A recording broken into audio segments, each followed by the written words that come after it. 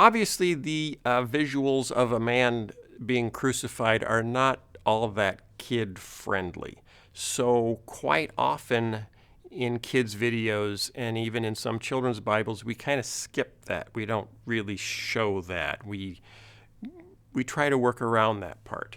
Now, we've been very careful not to make it gruesome in any way. There's no blood on Jesus. There's some bruises, but little bruises, and kids understand bruises.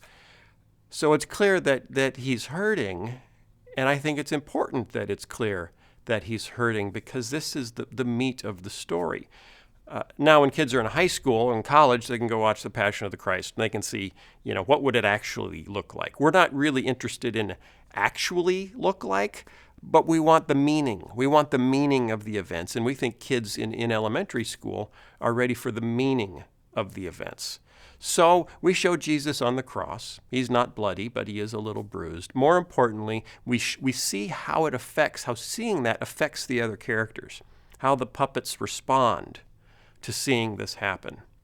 And we visualize, and I think this is potentially the most powerful part that I don't know that I've ever seen done before.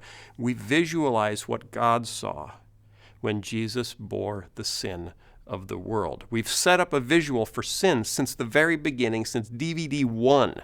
Sin entered the world, and we made that visual so kids could see it so it wasn't completely intangible. We gave a form to sin entering the world. And way back then, that was 3 years ago, way back then, I knew that when I got to Jesus on the cross, I was going to bring back that visual, and Jesus would bear the sin of the world in a visual representation.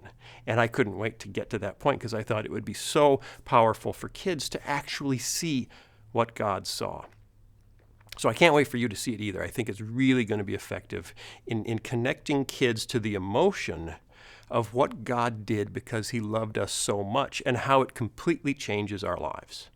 I hope you enjoy it. Don't miss more fun with me and my friends at jellytelly.com.